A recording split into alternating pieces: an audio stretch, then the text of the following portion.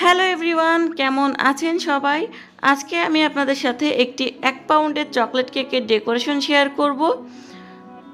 আজকের এই কেক বেসটিকে আমি 3টি ভাগে ভাগ করে নিয়েছি। এখন কেক বোর্ডের উপর সামান্য পরিমাণ ক্রিম লাগিয়ে এর উপর কেক বেজের প্রথম ভাগটি দিয়ে দিচ্ছি। খুব ভালোভাবে সুগার সিরাপ দিয়ে দিচ্ছি। এখন এই কেক বেজের উপর আমি কিছুটা চকলেট গানাশ দিয়ে দিচ্ছি। কেকের উপরে চকলেট ক্রিম দিয়ে নিচ্ছি। আমার পেজ যখন শুরু হয় তখন কেকের প্রথম অর্ডারটি ছিল চকলেট কেক। পেজের প্রথম দিকে প্রচুর পরিমাণে চকলেট কেকের অর্ডার আসতো আমার কাছে। আর প্রথম যিনি কেকটি নেন তিনি কেকটি খাওয়ার পর আরও একটি কেকের অর্ডার করেন। মূলত তিনি আমার কাছ থেকে সপ্তাহে 2-3টা কেক নিত। আর সেই সময় 10টার মধ্যে 8টি কেকই থাকতো চকলেট কেক। এখন অবশ্য চকলেট কেকের চেয়ে ভ্যানিলা কেকের অর্ডার বেশি আসে। তবে আমার কিন্তু বেশিরভাগ কাস্টমারই রেগুলার, তারা রেগুলারই আমার কাছ থেকে কেক নিয়ে থাকেন।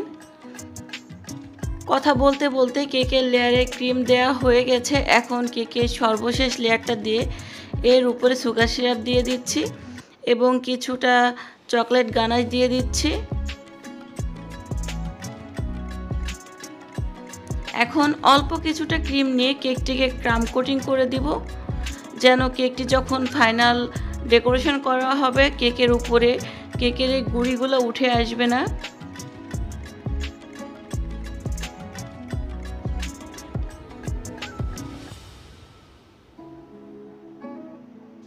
ক্রাম কোটিং করার পর কেকটি কিছুক্ষণের জন্য ফ্রিজে রাখছিলাম।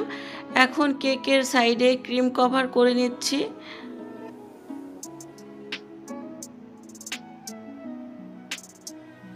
কেকের উপরেও ক্রিম কভার করে নিব। এখন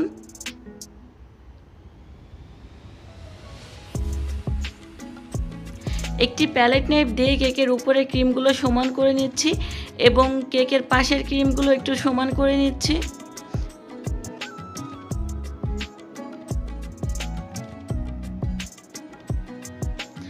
এখন কেক স্ক্রাবার দিয়ে কেকের সাইডে একটা ফিনিশিং দেওয়ার চেষ্টা করছি।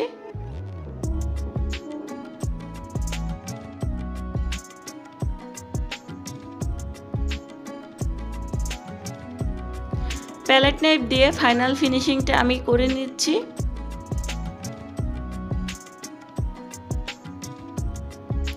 একটি পাইপিং ব্যাগের মাথা চিকন করে কেটে এর মধ্যে চকলেট গানাশ নিয়ে আমি কেকের সাইডে ড্রিপ করে নিচ্ছি।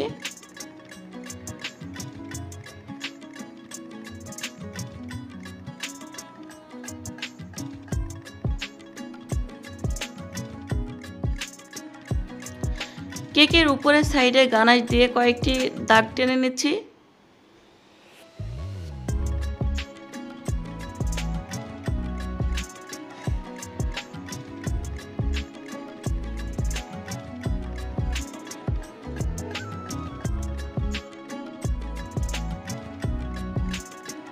এখন কেকের এক সাইডে গ্রেট করে রাখা ডার্ক চকলেট দিয়ে নিচ্ছি।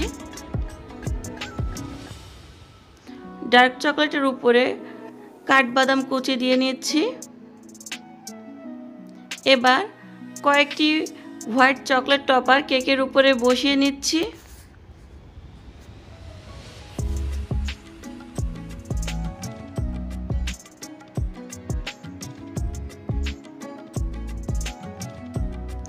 হোয়াইট চকলেট টপারের পাশে কয়েকটি কেক বল বসিয়ে নিচ্ছি।